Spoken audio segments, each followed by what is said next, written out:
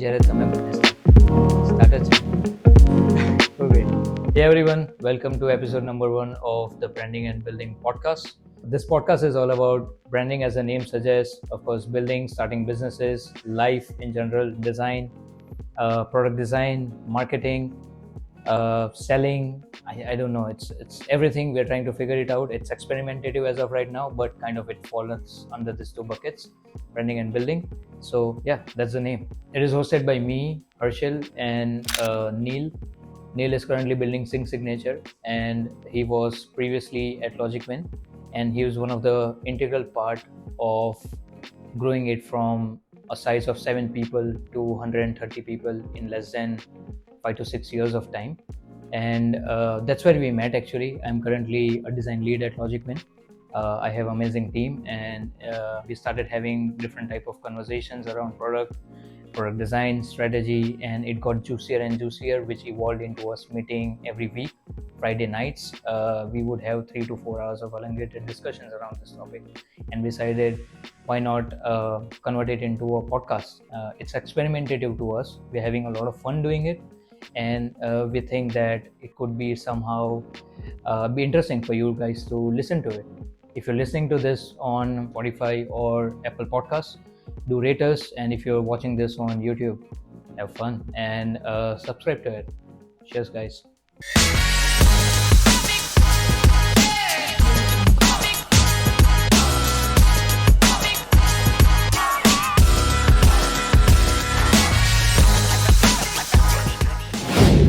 Today we're going to do something unique again for the first time, which I don't know how many episodes down the lane this comes out, but for us it's new. I'm going to call this a book cast. Oh, yes. Why? Because we're going to be talking about the book Rework. It's written by Jason Fried and DHH. It's David Hansen Heinemann. I'm not sure if it is pronounced that way, but I'm going to refer him as DHH. And yeah, we'll be talking about the book because I think that the environment we're operating in right now, the type of pace we are looking at, the scenario is that we're moving towards a gig economy, we can say, where each of us individually are walking businesses, and it's the right time to pick this book and to go through it, look at the relevance of it, and try to pick the best nuggets from this book. Right. So of course, we're referring it to as a Bible for us, and we have a name, and based on the name that we have come up with, this makes total sense. This book was written, I guess, almost 14 years ago, and now it seems like there's no better time to go through it. Right. So the basic idea behind Rework is that it challenges the traditional notions of doing businesses, or starting a business or building one in general, and it talks about replacing it with a new way of working, and it's something that you say. Let's rework work. Yes. That means we have to rethink about the work. And I like that the sentence that you brought in, which is we are all a working business. That's something like really. I made that shit up very recently. And like it really hits the nail, right? Yeah. We are all walking businesses in that sense, and we should be thinking about it in that way only. And of course, 14 years old book probably make the most sense right now because everything out there is very reachable in that sense as well. Yeah. Like the tools, the processes, the knowledge, everything is out there. And probably we talked about it earlier as well, about the thing that is we are information rich, time poor now. Yeah. So that is so relevant right now. Yeah. This book and the principles within that book will probably help us go through this time in a structured way. It will give us the right way of doing things. Probably 15 years old book, but the principles in that is something that everybody should read and implement. That's what I think. And building a business for last 1 year, every time I pick this up, I read something and it makes me realize that there are certain things that I have to reevaluate. There are certain things that I have to look at it from a different perspective. Yes. And amazing. I mean, everything that I've been reading through this book has been of help for sure so far. Just a disclaimer to anyone who's going to read this that it is going to be challenging because, of course, as I said, it is going to challenge a lot of notions about what you know or perceive as doing business. Exactly. It's not something that it's not typical business book that says do this. It will say don't do this, and it is fundamentally everything that 60 to 70% of people would say that this is stupid.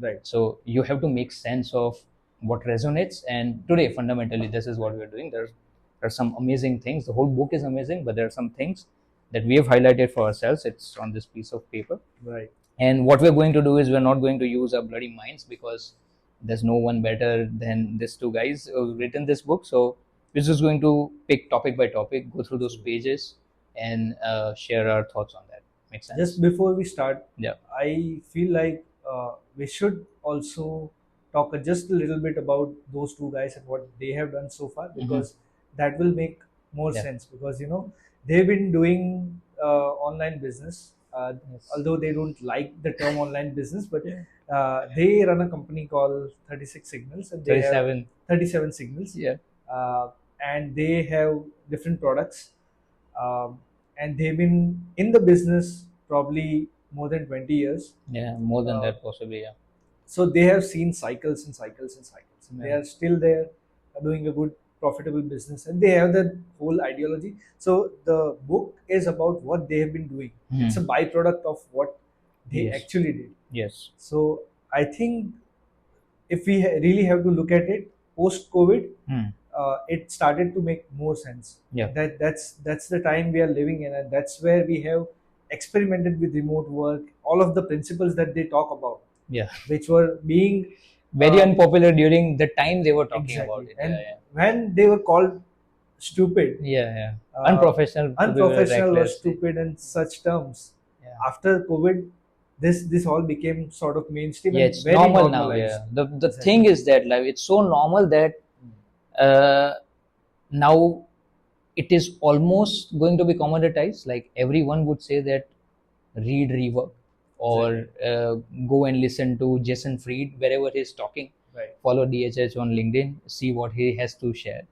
And I mean, as you said about these two guys, amazing people. The way Jason Fried talks about building products, building a business, I'm just a fan, because I've heard 2 to 3 podcast episodes where he was talking to people who are hosting that podcast, and fundamentally his ideologist. Every time this guy speaks something, it's like, damn, it's a very small masterclass of sorts on business or marketing or building an audience, or keeping it small, being relevant, being sustainable, being profitable, something or the other. This guy has to blow your mind. What these people do is, again, it will challenge notions of how can someone be small and yet be more profitable. Exactly. Because the existing notion is, if you want to make more, have more people do the same work on a repetitive basis. It's a fundamental economics of scale, right? Right. Get more people, have them do more work, make more money. But this is completely opposite of that. Yeah, exactly. It will question your reality. Okay. So and that's how it. Let's get started. Absolutely. All right.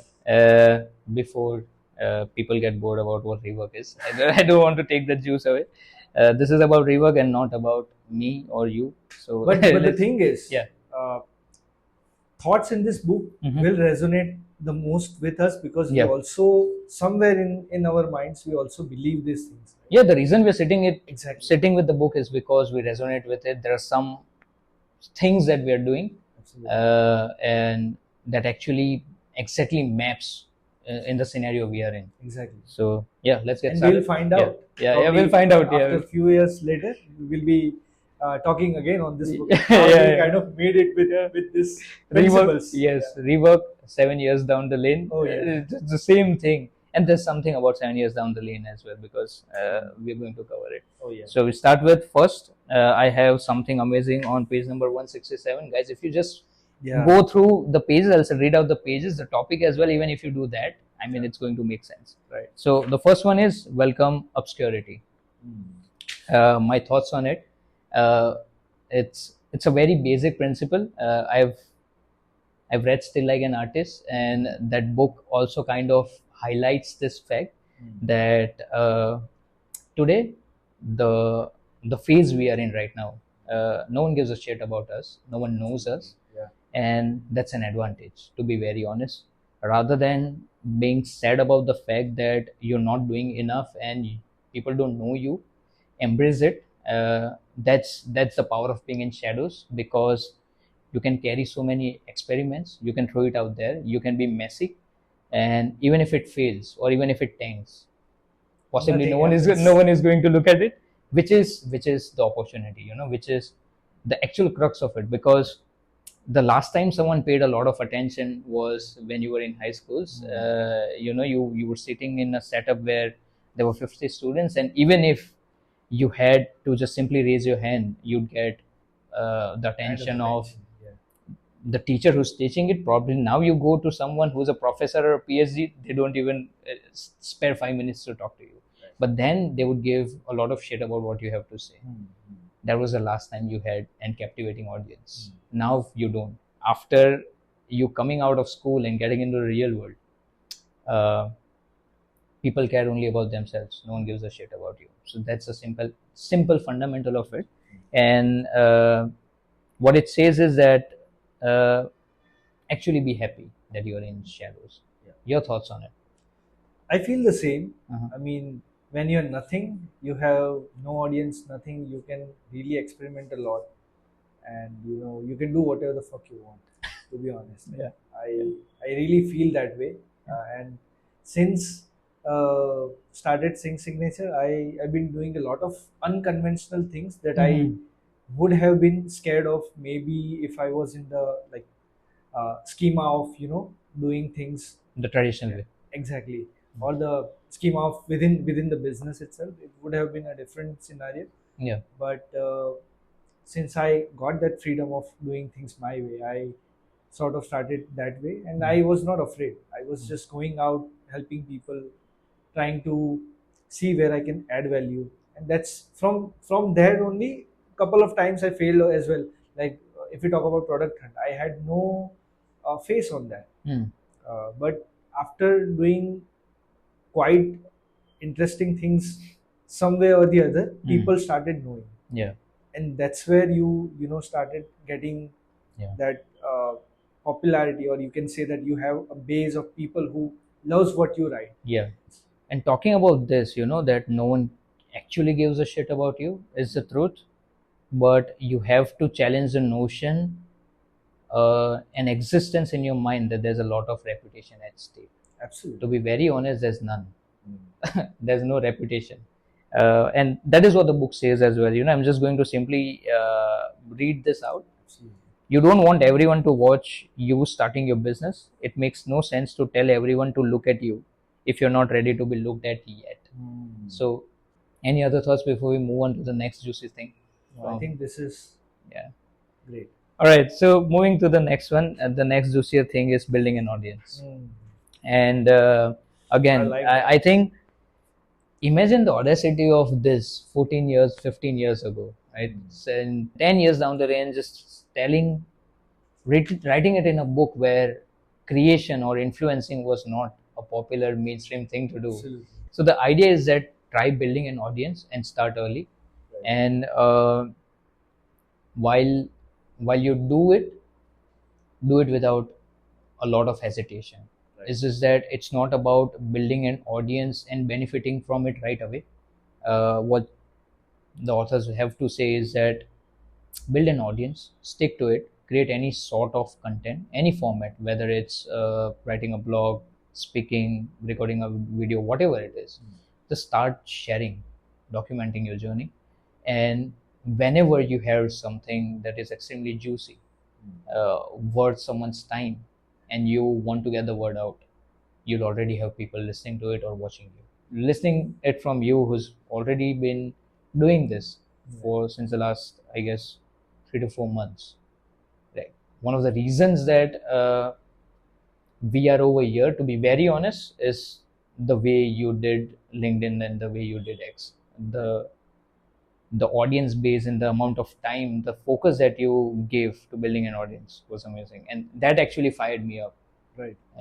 One of the reasons we're sitting here as well. Right. Your thoughts on building an audience? So, building an audience, of course, I mean, it is interest based for sure. Like the amount of work you'll require is a lot, and you'll always think about it from that perspective. Like, you know, you have to repeatedly do the same things over and over again.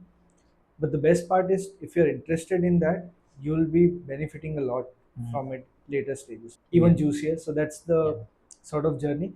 But again, like, you know, building an audience will have two parts basically. One is simply documenting whatever you're doing so right far. now. Yeah, there was another thing. You said two things. One thing was simply documenting it. Right. The other thing is distributing it to the people. Yeah. And when you are distributing, you basically attract the kind of people who resonate with it. For example, Jason resonated with us because thoughts of doing something like that were already there. Yeah. It just reignited the thoughts. Yeah. And that's how you also reignite people. Yes. And there are lots of it. So basically everybody is unique, and their journey is unique. They have experiences so different and so wild that will resonate with a group of people. And that's how you sort of get things out there, and somebody coming across of it over and over again, and they turning into your audience is something that you should be looking up to, and that's what you really should be doing. Yeah, there's another thing that this book talks about, and we had an elongated discussion on this. And so to build an audience, to be able to do that, you have to create something. Right? The act of creation itself will produce. What do you say? Look at carpenters. They work with wood. Right. Everything that's shredded away. There's a business. There's an entire industry around that. You go cut your hair, that is someone else's creation, that is for the hairdressers, but whatever is left is an industry. So that can be shared. Absolutely. While you're creating, it's not just the creation that's worth sharing. Everything else about how did you get there is more juicier as well, and there's always someone who's going to bite or chew on that stuff. So that is something that audience can be built on the creation in itself and the byproducts of the creation. To be very honest, it's referred to as you building a product, and there are byproducts as a result of building that product. So audience can be for the product as well and for the byproducts as well. And they refer to this as a byproduct of 37 signals. Exactly. And that's the crazier. That's the whole thing, right? They're documenting how 37 signals work. Right. They have a product, they have multiple products, but one of the juicier ones I have used personally is Basecamp. Right. And you see, this is the byproduct of building something like that. So and byproduct written probably 15 years back is inspiring us right now. Right now, and probably I don't know how many years ahead. So we don't use their products right now. Yeah.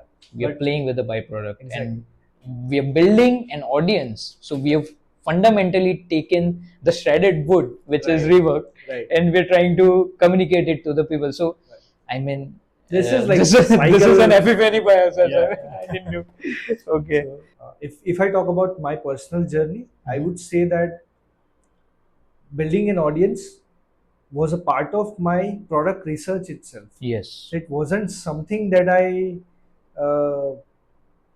started doing after what I thought of building a product. Right? Yes. I started it earlier. I thought this would be one of the things that is required to be added in the research itself.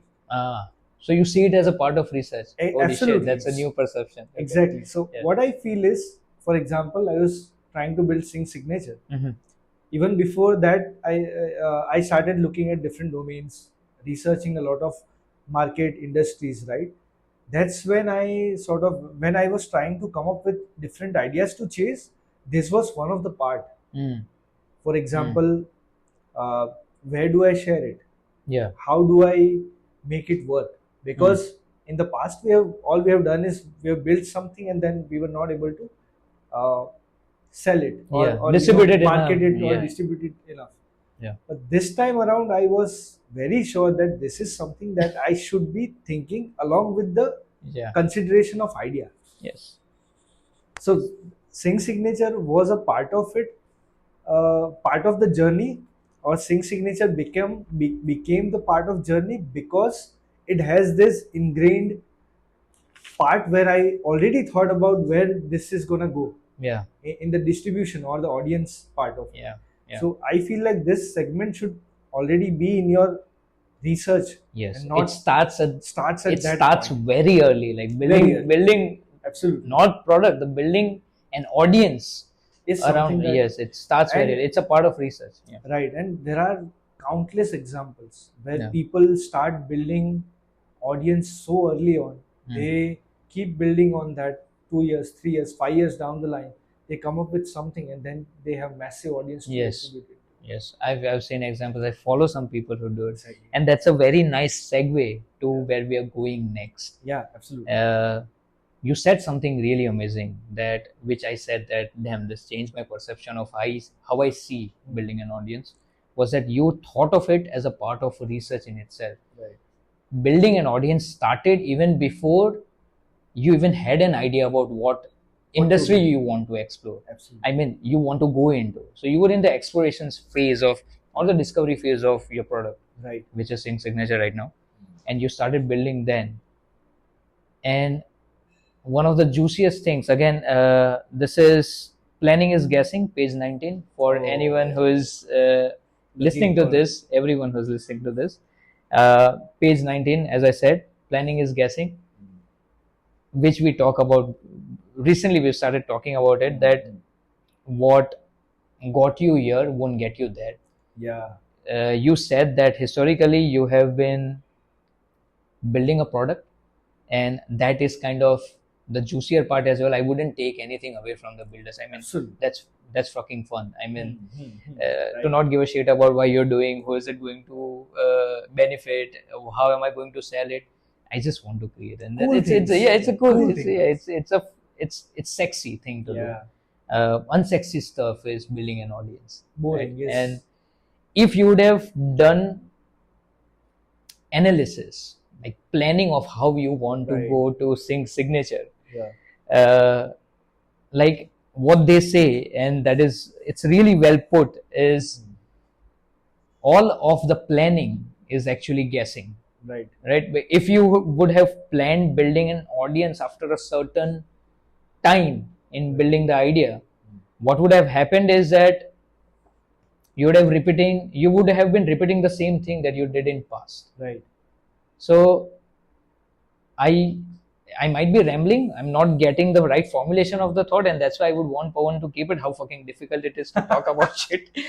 But so the idea is that everything that you assume to be a plan is based on your past experiences. Right.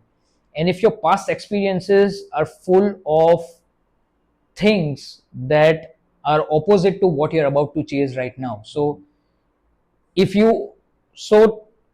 up till this point you haven't built an audience, and if your plan is to now build a product that is going to be used by 20-30k people, and if you're going to follow the same thing that you're following earlier, how do you assume you go there? Because all your plans are based on your past knowledge. It says this: writing a plan makes you feel in control of things you can't actually control.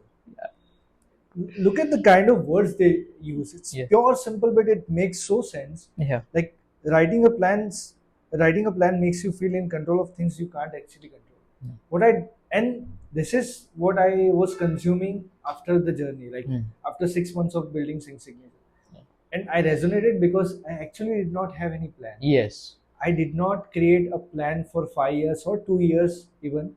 We just had one thing. That was a direction. Yes. That this is the direction we are chasing. This is the market we are chasing. We'll try to like we discussed earlier, we want to keep it simple. We want to keep it small enough to be useful to people. Yeah. We go out with it, and then we'll see what happens next. Yes. So that was the thing. And then when I was consuming this, it was like, wow. Yeah. And it also says that you have to be able to pick up opportunities that come along. Sometimes you need to say we are going in a new direction because that's what makes sense today. Yeah. So yeah, that was around planning. Right. One of the thing that Yeah, I would like to read is decide what you're going to do this week, not this year. Figure out the next most important thing. forget rules, simply communicate.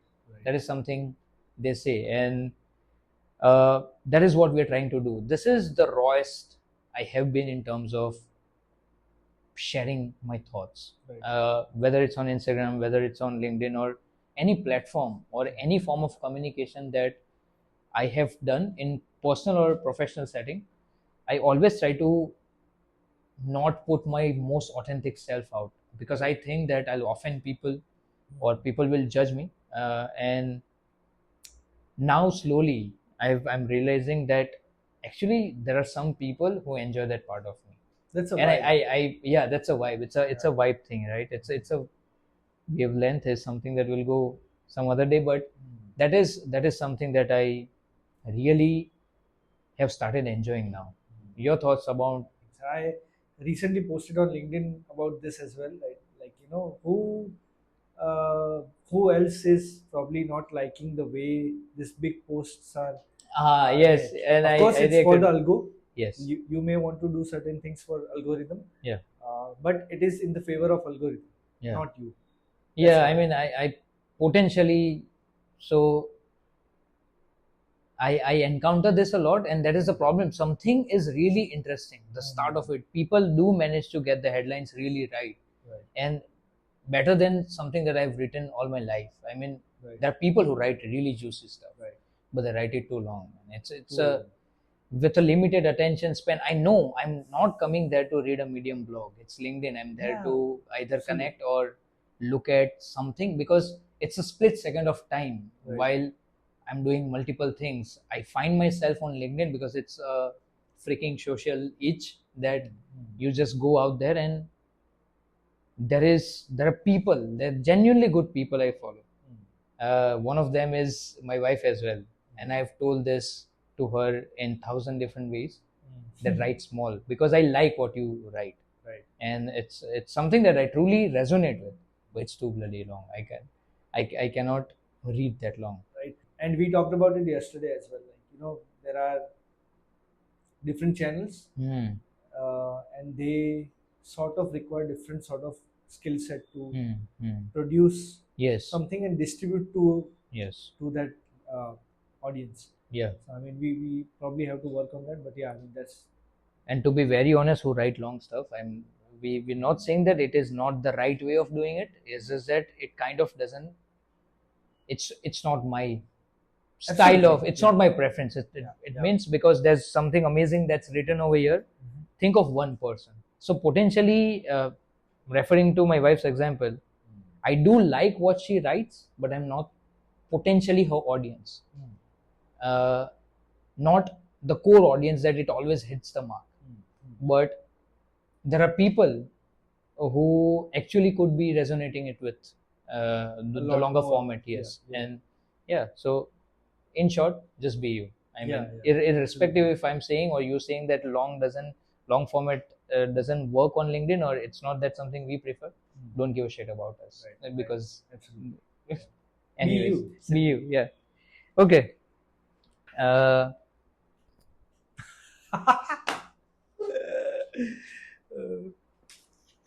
बिचारा पवन ना आटा आवाना છે. Okay, so now, so the idea again, so બહુ વધારે થઈ ગયું. No, that's fine. Moving on to the next one. So if you are trying to build 10 things, if you feel like if it goes out and you get feedback on those things and want to build again. Sorry, it was me and you starting this podcast. Do we need a video? Probably no. Do we need a high quality video and a good production quality? Maybe no. Do we need this to be really well scripted? No, probably not. This is a candid conversation. Yes, it's a candid conversation. We were doing anyways, and so the core idea of it all, how does a conversation transform into a podcast? Simple, two people coming together, talking. The only thing, the half of this podcast is just nailing the audio experience. And that's what we are trying to do, you know. And people, if you're watching this, you might not like the production and the edits of it, and that's okay. The idea is to make sure that what we're trying to say, what we're trying to communicate is recorded well, and while you're doing it, you have a good experience. Absolutely. The auditory experience of it all, I don't know if that is the right word, but the audio experience of it all has to be really, that is something that we have to nail, and that's half of our product. Absolutely. And the value we want to put out there is the epicenter of this. Yes. So the value given out in the as crisp as possible form, which is something that means half product for us. Yes. That's what we did. I mean, and that's how you build signature as well. Absolutely. So that's, and I gave this analogy a lot, like, you know, building a cycle before you start building the bus. That's what it is. Like, you know, what matters is one single value prop that you really want to get out from your product. That's the only thing that should matter. So I started building signature. So the idea was to build a platform, but then I figured out that the email signature part of it is the epicenter, and I started there. I built that in 1.5 months, get it out there. Got a lot of feedback. If I would have been building for last for 6 months, it would have been a complete platform. I know that. But I wouldn't have gone through the process of launching, building that muscle of, you know, repeating a couple of recipes so that, you know, I can figure out what works and what doesn't. I wouldn't have people giving me the feedback I really need for product to be really successful. All of that became possible because I went out there. You nailed your hot dog. Exactly. So for me it was email signatures.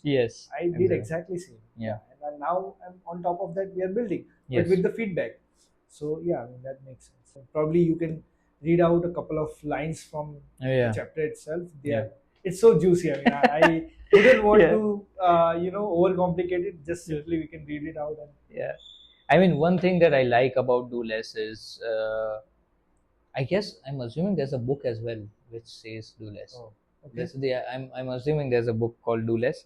But anyways, what happens is that when you're trying to do something and when it doesn't work out, our natural inclination, as in that is how we operate that's how our brains are wired, is that we try to, because that is something that you wish, or that is your desire to get accomplished. We are so used to the check off list or to-do list, and this is what my accomplishments are going to look like. You end up throwing a lot at the problem. It's very important to understand that the more energy you put in when something is not working to solve that, the problem kind of becomes bigger and bigger in your mind. So what they're trying to say is that throw less at the problem, don't throw more. So don't throw more energy, don't spend more time doing it. If it's not working, it's not going to work. If something has taken 6 hours, which you assumed that it was going to be done in 2 hours, just leave it. Again, this is not something that will follow the traditional way of doing things, because people say if there's something that you have to get done, get it done. So anyways, I'll read what's there. You eventually start understanding that what you started with, and that is the epicenter, right? You know, that was the core thing that you should be focusing all your energy, time, money, resources on. If you start giving a lot on problems that really don't matter, and if it mattered, you would have actually solved it. You wouldn't have been stretching it something for 6 to 8 to 10 hours. Simply impact effort, you know. And I mean, I'm not saying that you shouldn't be working hard. You build signature. You have built signature without losing your seal. Absolutely, not compromising it at all. When you are at peace, you'll probably do a lot more done. So again, like effective and efficient. These two definitions holds true in that sense. So And I mean, it's not that I'm not happy about it. I'm really fucking happy about it, or else this wouldn't have happened. But and now when I we were discussing that example as well, right?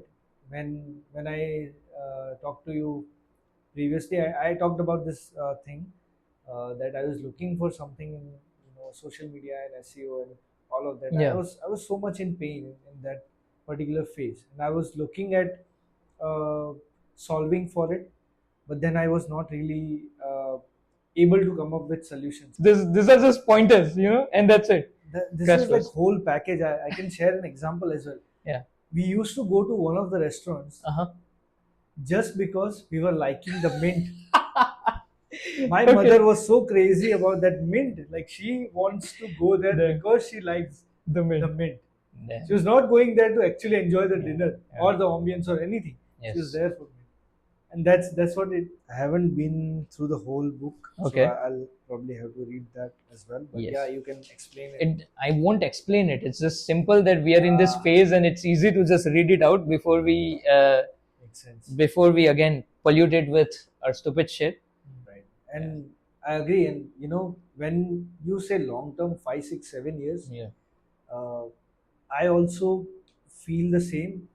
We would be probably somewhere uh, in probably 2 years. But when you say 5, 6, 7 years, Yeah. it amplifies in a way that the compounding works. Yes. That's when people will start to notice you. Mm. Right now, if for example, if you feel you are an influencer with probably 10K, 50K, 100K people knowing you, understand that this is something that I've seen from one of the videos. I'm not sure of which one, but yeah, but there's this saying, like, if you have 100K followers, that means out of 7-8 billion people in the world, this many people have an impression Yes. on you Yes. somehow. Yeah. Right? But then it's not even like a fraction of percentage of the Total whole population. Yeah. But this 6-7 years we are talking about, if we keep at it, we'll probably in that certain percentage amount. Yes. Where it start to make sense, and Yeah. you'll at least see people knowing you. If you go around, you like you'll find somebody would come to you and say that I've read your book, I've read your this thing articles, or I've listened to your podcast. Things will amplify at that point in time, and that's where we want to be, right? 15 years down the lane, we're talking about it. Exactly. So this Yeah. and in so glorified way, right? Yeah. Because it is making sense. It is. So right now, all the effort should be in a way that it's long term, it's sustainable, it's to come up with juice after juice after juice. Yeah. That's the game that we want to play for a long period of time. Yeah. Today is this what we're too new. Right. The game is to get done with today, so that the 100th episode happens. Exactly. And exactly. I don't We are know not when. even worried about what the Yeah. 100th would be. Yeah. We're just worried about what the next would be. We're not even worried about it. Okay. So, All right. On I that mean- note, I guess we have stretched it good enough, and I hope this was helpful for people.